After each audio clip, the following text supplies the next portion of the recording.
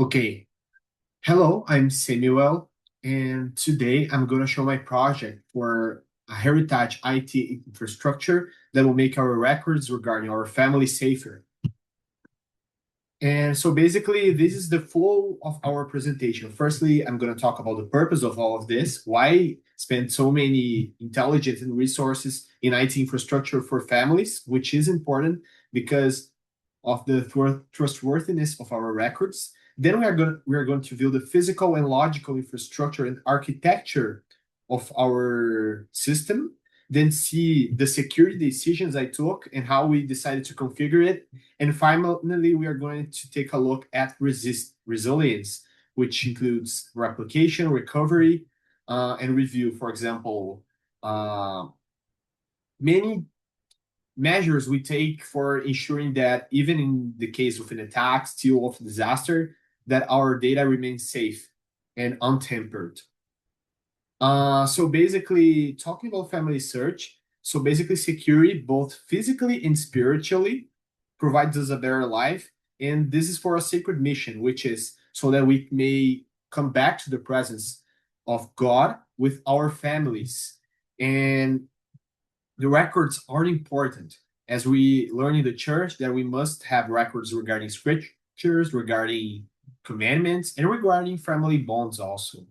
Um, and all things are spiritual unto the Lord. For example, he ordained the scriptures in the past to be written in gold, in plates of gold, so that it must not be lost. And today, we have to make a similar sacrifice. We have to learn about science, about IT, and about materials and code, operating systems to ensure that no attack, no disaster will fail the purpose of the Lord, to ensure that all ordinances will be accomplished and that the records of this earth are going to remain for our families, for our posterity, for our ancestors, so that all bonds may be generated and that every people shall know the gospel. Uh, so it's our responsibility because we are tools in the hands of the Lord. This purpose of learning IT for sustaining our families and for protecting the structure that is one of the biggest structures of families, the biggest in the world, is crucial. Now, regarding physical architecture, um, this is a rack, and this is the physical implementation of our small structure. So basically, we decided to make a SAN, which is a network, a structure of storage area network. And we decided to put the heaviest parts, which are the disks, in the bottom of the rack so that the rack might not fall. This will call physical disaster. And we decided to make a storage attack network so that for the delimitarized zone, all the disk data may be attached there so that, for example, a VM migration might be easier. So basically, this ensures that, like, as we are going to use a virtual machine manager, an hypervisor for the web servers, we're going to use an hypervisor for web servers. In the same physical server, we're going to have a load balancer that's going to balance the amount of workload that's going to be distributed between the virtual machines that are going to receive the web traffic. We have the edge firewall. We have two firewalls, and that firewall for the outer zone and the firewall for the inner zone, which is going to be between the two VLANs, between the VLAN, and we're going to see that in another picture, which is going to be clearer. We have a switch, which segregates traffic between the two VLANs. We have a DB master server, and we have a standby server in the case that the DB master server crashes. And we established dedicated hardware for the firewalls. So here is this logical structure of our system. So we have an internet service provider, we have the external firewall, we have here the hypervisor and a load balancer, which is going to distribute the traffic between the virtual machines. And here we have one VLAN and another VLAN, and we are going to use POS3, which is a traditional way of using databases, and a standby server, which is going to replicate the data. But this is not all.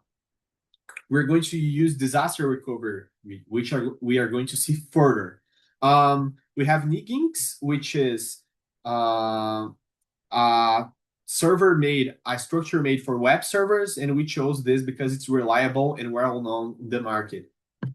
So here is our security inside our inner network. So we have here AppArmor. We decided to use AppArmor for the demilitarized zone because it's using Nginx and it's using Debian operating systems. And we use the in database because database is a more crucial it's a more crucial data that cannot be stolen. So for the databases, we use security enhanced Linux, which has a more rigid structure. And we would, anyway, you never use Linux in the demilitarized zone because it's web server. So in the terms of performance, it might be not prudent to use Linux in a more public zone, basically because this may cause service not to be responsive, even if all permissions are configured correctly. And this because because Linux might do this problem sometimes. So Linux is most for really, really important data. So that's why we chose to put this inside the vital database to use Linux. And we made a firewall with the virtual machine NF tables. And we will only allow for TCP ports to be 5432 to pass data there, and a default deny policy to avoid attacks. So here is our structure for storage and disaster recovery. We have here in our data center, in our physical data center, which just to review was represented by this rack. This rack is our small data center. And here we have a logical structure of the databases. Of course, there will be a replication between the standby server and the DB master, the database master, and they both are going to use disk encryption with LUKS, which is Linux Unified Key System. And you are going to use RAID for replication in the inner disks. And the thing is, how are you going to ensure the data is saved in the case of a disaster? We're going to ensure that encrypted snapshots or bit copies, but encrypted, of the data are going to be sent outside to storage buckets, which are very, very big clusters of storage, and they are going to be encrypted. And there will be encryption in the flow of the data also. We're going to use the TLS 1.3, which is a modern protocol for data in transit. And always synchronous replication. And the service that we're going to use for the immutable snapshots is PG Backrest, which is dedicated especially for sending snapshots. This was the feedback that I received about to add more depth. So we added in the final report some scripts of configuration regarding internal tuning, how we're going to model the kernel to behave, and more details on LUKS and AppArmor. And there's one more detail regarding depth that I want to talk about, is about the SAN. So basically, this storage area network is not for vital data. So the vital data are going to stand in the servers themselves in non-volatile memory, and also data that is not often accessed. We're going to store in disks. This can be SSD or even hard disk drives, which are very good in cost benefits, although they are slower.